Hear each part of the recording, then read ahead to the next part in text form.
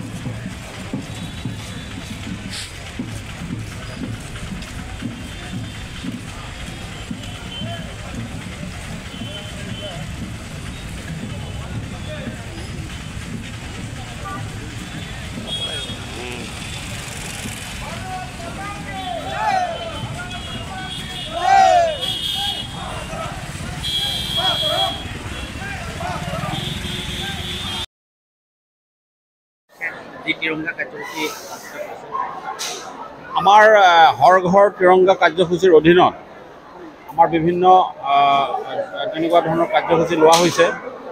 আজি আমাৰ এই তিৰংগা যাত্ৰা কাৰ্যসূচী আমি পেৰেড গ্ৰাউণ্ডৰ পৰা আৰম্ভ কৰিছিলোঁ আৰু আমাৰ ইয়াতে পুলিচ ৰিজাৰ্ভত শেষ হৈছে।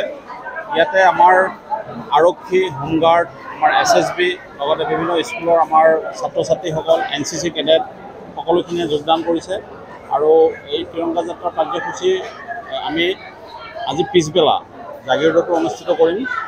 লগতে আমাৰ আজি চাইকেল ৰেলীও হৈ গ'ল 8টা বজাত আমাৰ গান্ধী ফিল্ডৰ পৰা হৈছিলে। এইকেইদিন আমাৰ এই হৰ ঘৰ তিৰংগা কাৰ্যসূচীৰ অধীনত আমি বিভিন্ন কাৰ্যসূচী হাতত লৈছোঁ আৰু অহাকাইলৈ আমাৰ তিৰংগা দৌৰ অনুষ্ঠিত হ'ব।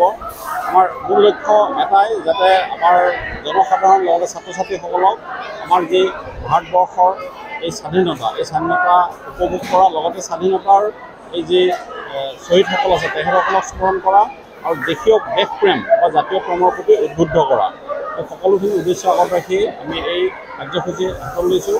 আমাৰ ইয়াতে জনসাধাৰণৰ আমি সহযোগ পাইছোঁ।